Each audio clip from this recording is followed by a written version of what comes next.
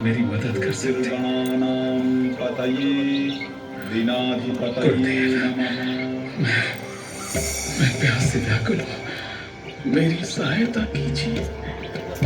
अवश्य पुत्र, आओ, मैं तुम्हें पास की एक शिला के पास लेकर चलता हूं, जहां एक गुप्त झरना है।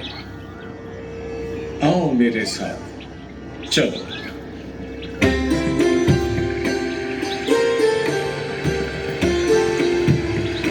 आओ पुत्र, यहां बैठो।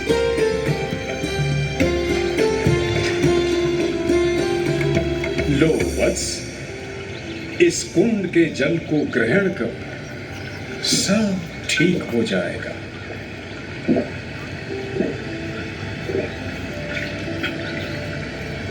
अरे, मैं तो ठीक हो रहा हूँ।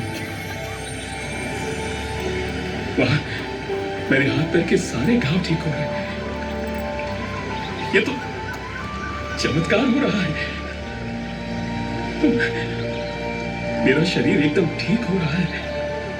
मैं पूर्ण रूप से स्वस्थ हो रहा हूं। मैं स्वस्थ हो रहा हूं। हे गुरुदेव, आपको मेरा शत शत नमन। मैं आपका आजीवन ऋणी रहूंगा। वत्स, ये तो इस गोपाचल पर्वत का चमत्कार है। मैं तो निमित्त मात्र हूं। यदि तुम मेरा आभार प्रकट करना चाहते हो तो इस झरने के चमत्कारी जल को संचित कर एक कुंड बनवाओ, जिससे समस्त मानव जन इसका लाभ उठा सके। और इस तरह सूरज सेन ने यह कुंड बनवाया और उसके बाद उसने यहाँ अपने किले की भी स्थापना की। यह कोई साधारण किला नहीं है। इस किले से हिंदुस्तान के भाग्य से संबंधित कई महत्वपूर्ण निर्णय हुए। प्राचीन और मध्यकाल में बहुत से राजाओं और साम्राज्यों की लहरें ग्वालियर से होकर गुजरी और जाहिर है कि उनमें से कुछ अपनी छाप भी छोड़ गई। इस किले के निर्माण में कई राजाओं ने योगदान दिया, जैसे मिहिरकुल कन्नौज के यशोवर्मन, गुर्जर प्रतिहार राजा मिहिरभोज, कच्छप घाट वंश के राजा कीर्तिराज, हिंदवी स्वराज्य के योद्धा और हिंदुस्तान के पाटन राजर्षि महादजी सिंह। इसी किले ने 11वीं शताब्दी में खूंखार आक्रमणकारी महमूद गजनवी के विनाशकारी आक्रमण तक को रोक दिया था।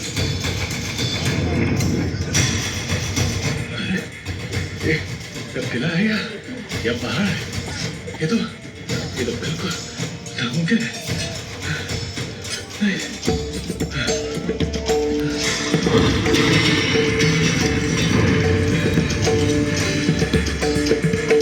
जय सुल्तानों के सुल्तान जिले सुभानी। हम कच्छप घाट वंश का कुछ नहीं बिगाड़ सकते। ये ग्वालियर का किला नाकाबिले तस्खीर है। संगलाक किला संगीन चट्टानों से घिरा हुआ है हुजूर। हमारे बेहतरीन से बेहतरीन कमांडोबाज भी इसकी दीवारों पर चढ़ने पर नाकाम रहे हैं। तुम उसके सामने अपनी शिकस्त का इकबाल करने की गुस्ताखी कर रहे हो, जिसने सारे हिंदुस्तान को तहस नहस करके रख दिया है। जाओ, कहीं न कहीं इसकी किलाबंदी में कमजोरी की दरार जरूर होगी। जाओ, पता करो और किले पर हमला बोल दो। महमूद गजनवी के सिपाहियों ने लाख कोशिशें की, लेकिन हर बार नाकाम रहे। 4 दिन किले के इर्द गिर्द डेरा डालने के बाद भी कुछ हासिल नहीं हुआ। झुंझलाए हुए महमूद गजनवी को पहली बार अपनी फौज को वापस लौटने का हुक्म देना पड़ा।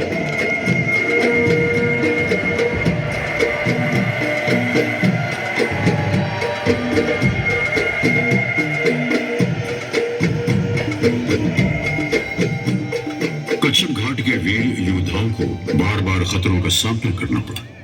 पहले महमूद गौरी और तुर्की फौज, फिर दिल्ली के गुलाम वंश के सुल्तानों से।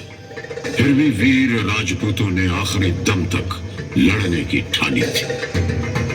कच्छप घाट के वीर योद्धाओं, समय आ गया है।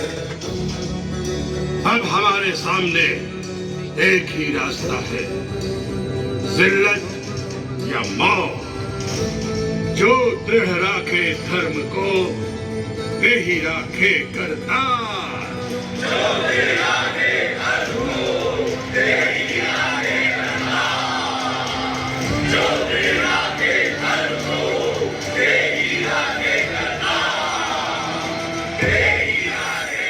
स्वामी, यदि आज इस किले की भाग्य में पराजय और महारानियों के अपमान की ही संभावना है, तो हम अपने ही हाथों इस जीवन का अंतिम वाक्य लिखेंगे। हाँ महाराज, पराजय से बेहतर मृत्यु को गले लगाना हमें मंजूर है। दासियों, जाओ, हमारे 16 श्रृंगार की तैयारी करो। सज सवर कर हम मृत्यु का आलिंगन करेंगे। जाइए महाराज, रणभूमि में जाइए। राजपूत वीरों की परंपरा के अनुसार अब हमारी भेंट स्वर्ग में ही होगी। राजपूत वीरांगनाओं, आपका साहस और शौर्य किसी भी महान राजपूत वीर से कम नहीं। और इसी के साथ अपनी आन और परंपरा के अनुसार महाराज और उनके वीर बांकुरे केसरिया बाना पहने रणभूमि में अपनी जान की बाजी लगाने के लिए चलती है। सैनिकों, कूच करो!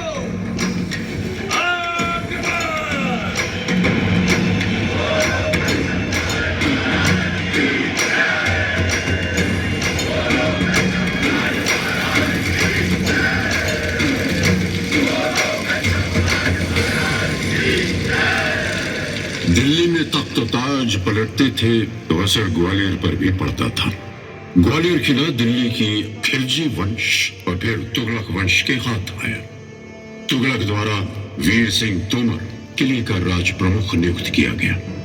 वीर सिंह ने शीघ्र ही अपनी स्वतंत्रता की घोषणा करके तोमर वंश की सत्ता की स्थापना की। तोमर वंश ने ग्वालियर पर लगभग 200 सालों तक राज किया। जब सन 1450 में महाराज डुगरेंद्र सिंह का राज तिलक हुआ, तोमर वंश इस राज्य क्षेत्र में महत्वपूर्ण राज शक्ति बन गया था। 1486 में तख्त पर एक राजा बैठे। उनमें एक महान शासक के सभी गुण थे। महाराज दक्ष शासक थे तो निपुण राजनीतिज्ञ भी। सहनशीलता और जोड़ तोड़ की नीति में उनकी मिसाल नहीं थी। महाराज कल्पनाशील भी थे और कला के परम उपासक और संरक्षक भी। ये सब तो उनमें था ही। बड़े रंगीन मिजाज और परम प्रेमी भी थे। मान सिंह था उनका नाम। उन्होंने अपने सपनों का साकार महल बनवाया और नाम रखा मान मंदिर। मान मंदिर टॉकीज बनाए। मान मंदिर भाई, हिंदुस्तान में महल तो बहुत है, पर इस जैसा नायाब महल कोई नहीं। अरे ये इतना ऊंचा है कि हवा भी इसकी चोटी तक नहीं पहुंच सकती है। ये देखो, मंदिर का भीतरी हिस्सा कितने अद्भुत रंगों से सजा है। विश्वास नहीं होता। अरे इसमें ये खूबसूरत नक्काशी तो देखो, और जरा इन दीवारों पर लगे रंगों की चमक तो देखो। मेरी तमन्ना है कि मैं जमीन के अंदर बने केसर कुंड की बगल वाले ठंडे कमरे में जाकर देखूं। सुना है वहाँ रानियां सोने के खंभों पर लगी रेशम के झंडे में झूलती है। राजा मान सिंह तो बस हर नर नारी के दिल और दिमाग में बस गए। लोग आज भी गुजरी सुंदरी, नन्नी और मान सिंह की प्रेम कहानी सुनाते हैं। एक बार जब राजा शिकार पर निकले तो उन्होंने खूंखार जंगली भैंसे से मुठभेड़ करते हुए एक लड़की को देखा। हे भगवान, ये कौन लड़की है जो देवी की तरह भाले चला रही है? वाह, कमाल हो गया। देखो देखो देखो, क्या भाला चला रहा है? अरे वाह, क्या बात है! कितनी ताकत है इसमें, कितना कमाल कर दिया इस लड़की ने। अरे चुप करो, महाराज आ रहे हैं। सावधान। शाबाश, उस लड़की को हमारे पास लाया जाए।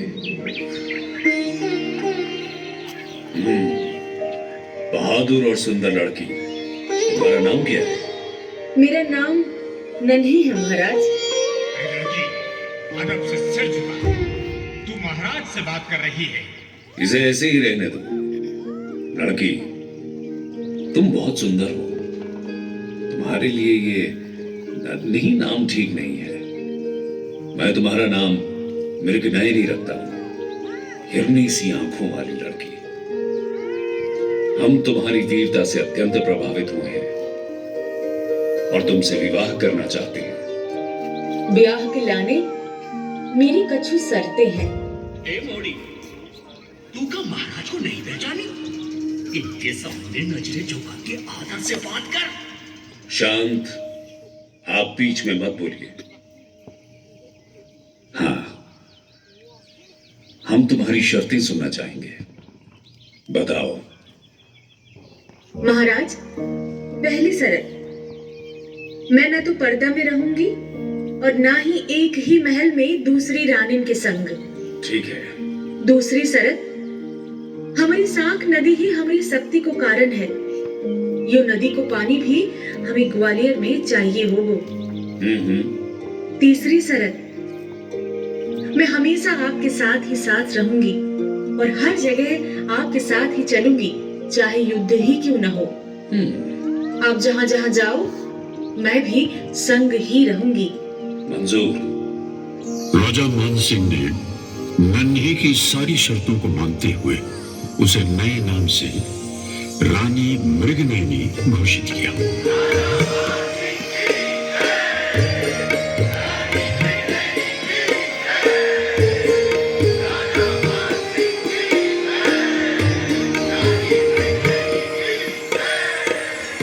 मृगनयनी ने बैजू बावरा से संगीत सीखा। दोनों संगीत के दीवाने थे।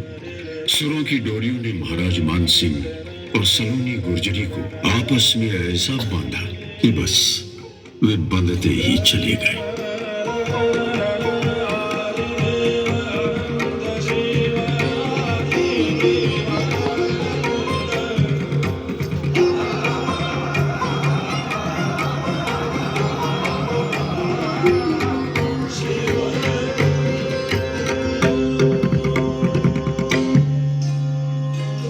भारत के सर्वोत्तम शास्त्रीय संगीत विधाओं में ध्रुपद का ऊंचा स्थान है।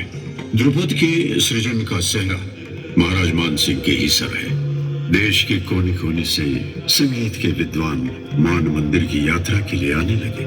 महल के विशाल और सुंदर कक्ष भारतीय शास्त्रीय संगीत की सुरताल से गूंजने लगे।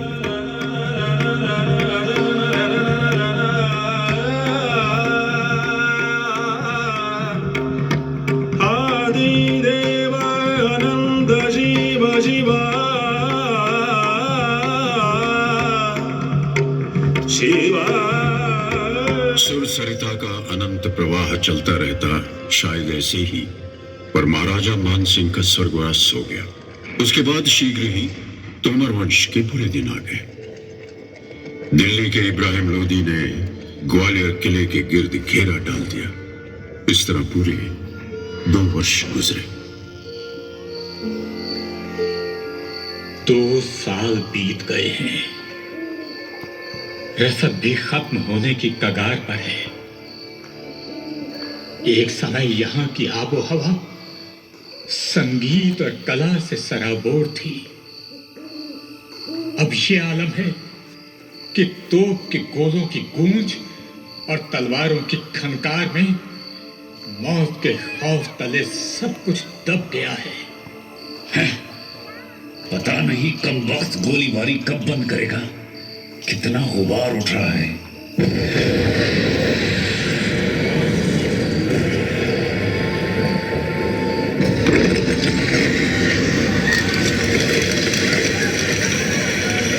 बाघिर किले के नीचे एक सुरंग को बारूद से उड़ाकर लोधी सेनाओं ने राजपूतों का सुरक्षा चक्र तोड़ दिया। लोधी सेना किले में दाखिल हो गई।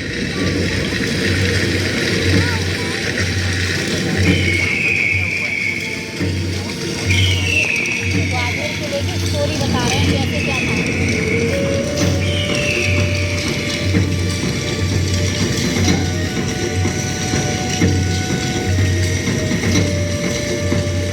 उधर प्रथम मुगल सम्राट बाबर ने भारत पर हमला कर दिया था।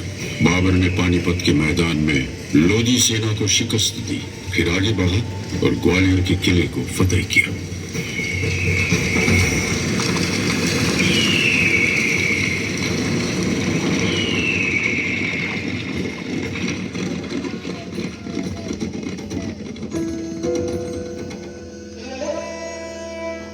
कभी युद्ध के साथ शांति और खून खराबे के साथ स्थिरता के दिन भी आए, जब तलवारों की खनखनाहट और युद्धों का उन्माद संगीत की लहरों और काव्य रस की सरिता में डूब गए।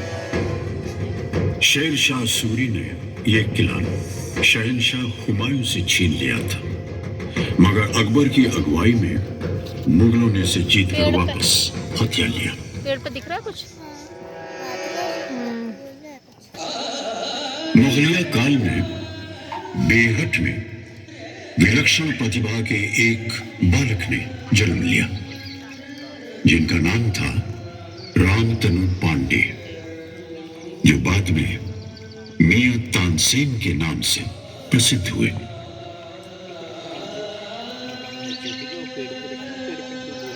वे तानसेन थे जिनके कारण शहंशाह अकबर की आमद रंग बहार सी खिल उठती थी और जश्न का आगाज हुआ करता था।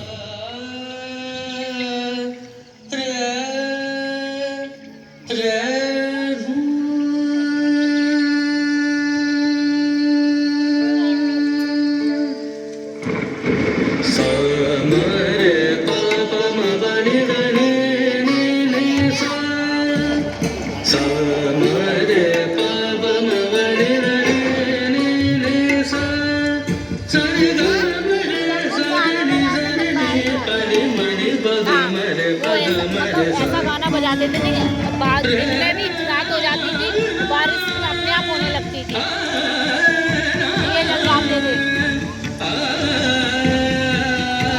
अभी भी ऐसा ही होता है।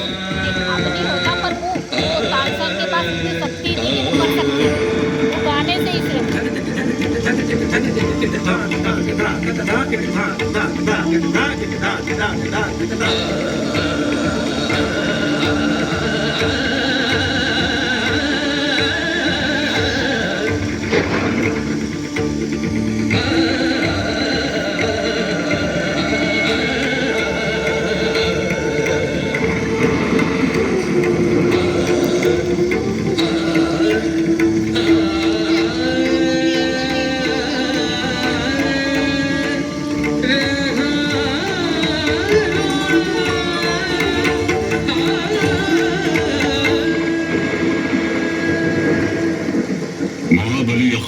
मियां तानसेन के प्रति इतना आदर और स्नेह रखते थे कि जब तानसेन अल्लाह को प्यारे हुए तो शहंशाह ने खास फरमान जारी किया कि मुल्क के सभी मौसीकीकार उनके जनाजे में शामिल हों।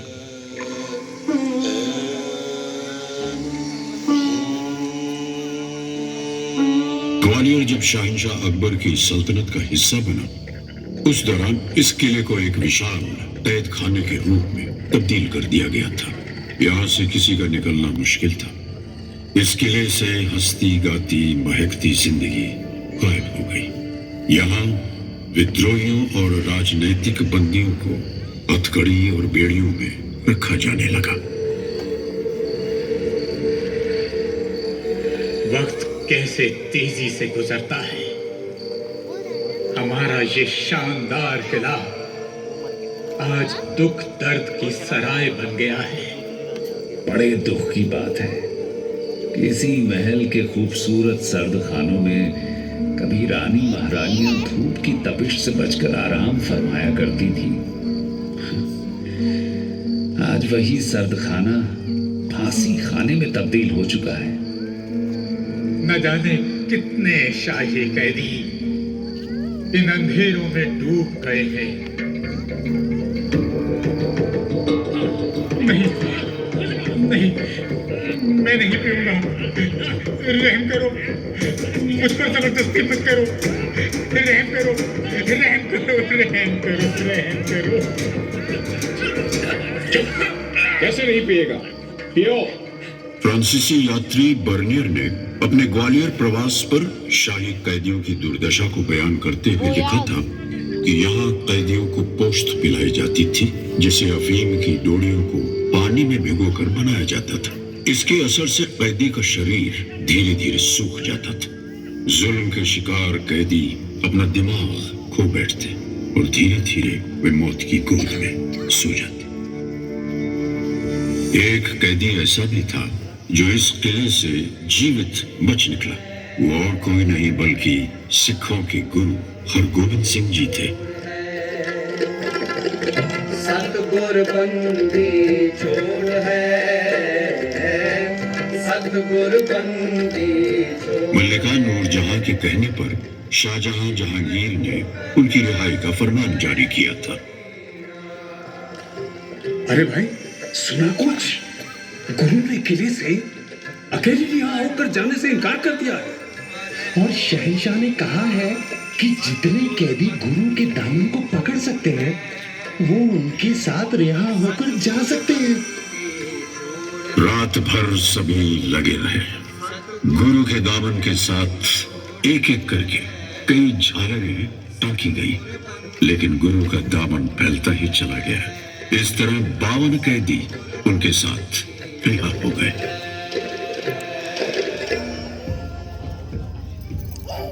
फिर कट्टर मुगल बादशाह औरंगजेब ने हिंदुस्तान भर में अपनी हुकूमत स्थापित करने की कोशिशों के तहत अनेक रियासतें जीती। मुगलिया फौज लेकर जब वो दक्कन पहुंचा तो वहां उसका मुकाबला केसरिया सिंह मराठा छत्रपति शिवाजी महाराज से हुआ, जिन्होंने हिंदवी स्वराज्य यानी आजाद भारत का झंडा बुलंद किया था। छत्रपति शिवाजी ने एक फौज बनाई थी जिसमें शूरवीर सिंधिया योद्धाओं समेत अन्य मराठा वीर जुड़े। छत्रपति के सपने को साकार करने के लिए मराठा रणवीर राणोजी सिंधिया मध्य भारत आए। उन्होंने मुगलों को हराया और उज्जैन को अपना गढ़ बनाया। महाकालेश्वर मंदिर का जीर्णोद्धार कराया। आज मुझे उज्जैन में महादेव का यह ध्वस्त महाकालेश्वर मंदिर देखकर रोना आ रहा है। बड़ी पीड़ा होती है कि 500 साल से उज्जैन नगरी में सिंहस्थ कुंभ का आयोजन बंद है। मैं मालवा का मराठा सूबेदार राणोजी सिंधिया यह आज्ञा देता हूं कि महादेव के इस मंदिर का जीर्णोद्धार होना चाहिए और उज्जैन में सिंहस्थ कुंभ फिर से शुरू किया जाएगा। बोलो हर हर महादेव, हर हर महादेव, हर हर महादेव।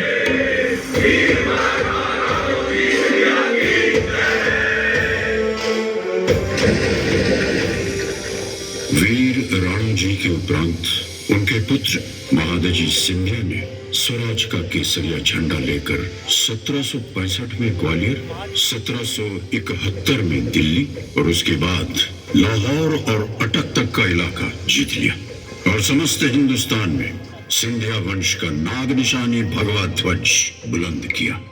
महादजी सिंधिया ने गुलाम भारत में फिर से स्वतंत्रता का डंका बजा दिया। मेरे साथियों, आज सिंधिया फौज ने केसरिया झंडे के नीचे सभी हिंदुस्तानियों को एकत्र कर दिया है। हमने अफगानी सेना को सिंधु नदी के पार खदेड़ दिया है, मुगलों को अपनी शक्ति के अधीन कर दिया है। समस्त भारत में हमारी शक्ति स्थापित हो चुकी है। अब हमें भारत को अंग्रेजों से बचाना है। सिंधिया फौज ने अंग्रेजों को मारवा, सिरसी, भेलसा, गोहाद, सारंगपुर, कोलारस, शिवपुरी, इलाहाबाद, बड़गांव आदि स्थानों में पराजित कर दिया है। मगर अंग्रेज फिरंगियों का खतरा अभी टला नहीं है। मैं महादजी सिंधिया आप सभी को आश्वस्त करता हूं, जब तक जीवित हूं अंग्रेजों से भारत को बचा कर रखूंगा। अरे सुनो भाई, क्या तुम जानते हो महादजी सिंधिया को पानीपत के मैदान में किसने बचाया? एक मुसलमान बिश्ती राणे खान ने। यही तो भारतीय गंगा जमुनी सभ्यता की खूबसूरती है। मेरे जांबाज सिपाहियों, आज हम अपने बहादुर भाई राणे खान का आदर करने जा रहे हैं, जिन्होंने मुझे दूसरा जीवन दिलाया। आप सबको मालूम है इन्होंने पानीपत की युद्ध भूमि से मुझे कैसे बचाया। मैं उनको और उनके उत्तराधिकारियों को खवासी वाले की पदवी प्रदान करता हूं। हमारे और इनके परिवारों के बीच का रिश्ता हमेशा बना रहेगा।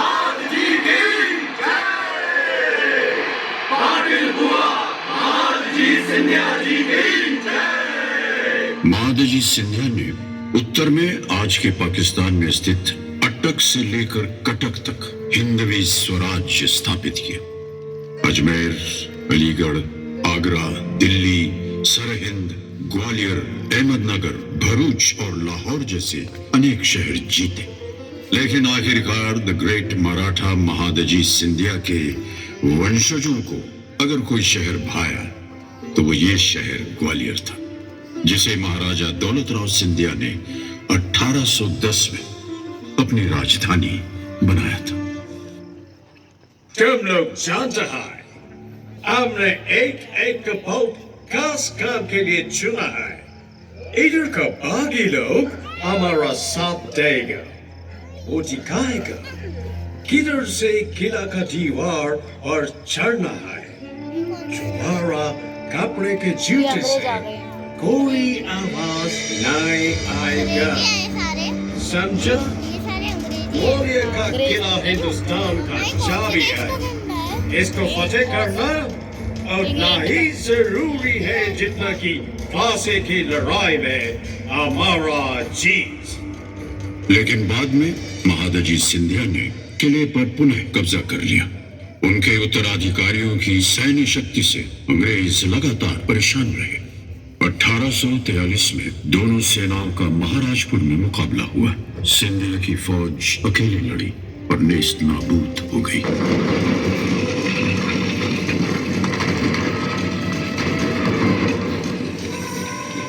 प्रगतिवादी मराठा साम्राज्य में नारी सशक्तिकरण की अद्भुत परंपरा थी, जिसमें लड़कियों को शस्त्र और शास्त्र दोनों की शिक्षा दी जाती थी। उन्हें राजनीति और युद्ध कला का ज्ञान दिया जाता था। इस परंपरा का अद्भुत उदाहरण थी सिंधिया परिवार की महारानी वीरांगना बैजाबाई सिंधिया। तलवारबाजी में निपुण वे बैंकर रानी के नाम से प्रसिद्ध थी।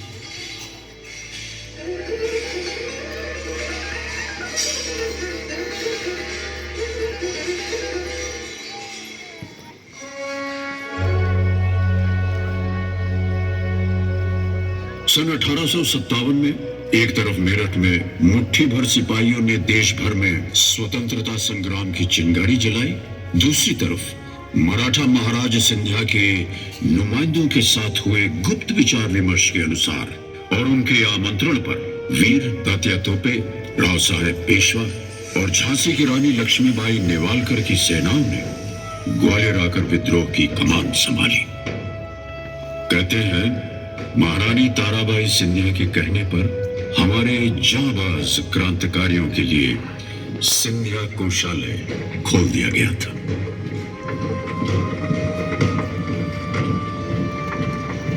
अब अंग्रेजों से खुला युद्ध करना सिंधिया, जिसे अंग्रेज अभी भी शक की निगाहों से देखते थे, उनके लिए आत्महत्या के समान था।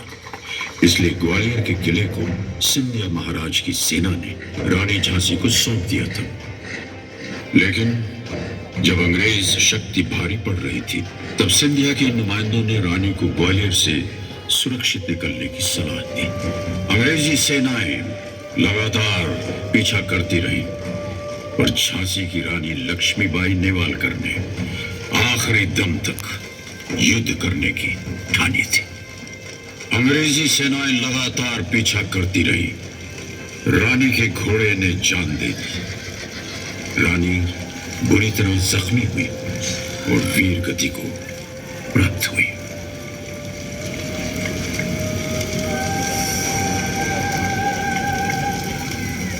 बाद के वर्षों में मराठा सिंधिया राजवंश की छत्र छाया में ग्वालियर फलता फूलता रहा। उसके बाद ग्वालियर सिंधिया रियासत में कला, संगीत कला नई ऊंचाइयों को छूने लगी। आधुनिक ग्वालियर के जन्मदाता माधवराव सिंधिया प्रथम थे, जिन्होंने ग्वालियर की प्राचीन परंपरा और हिंदवी स्वराज्य के मूल्यों को आगे बढ़ाया। उन्होंने स्कूल खोले, ग्वालियर का वाणिज्यिक और औद्योगिक विकास किया, फूलों के बाग बनवाए जो आज भी ग्वालियर को सुशोभित करते हैं। आज ग्वालियर में कई महत्वपूर्ण विकास परियोजनाएं महाराजा माधवराव प्रथम की देन है, जैसे लाइट रेलवे, ग्वालियर चमड़ा कारखाना आदि। तो इस तरह ग्वालियर की महान यात्रा भारत की आजादी के साथ जारी रही।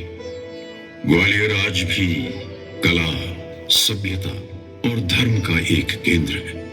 यह शहर जीवित है यहाँ बसे लोगों के कारण, यहाँ की जैव विविधता के कारण, प्रकृति के कारण और इस शहर को देखने आने वाले अनेक पर्यटकों के कारण, यानी आपके कारण। भारत के दिल में बसा ये पर्वत आपको प्रणाम करता है।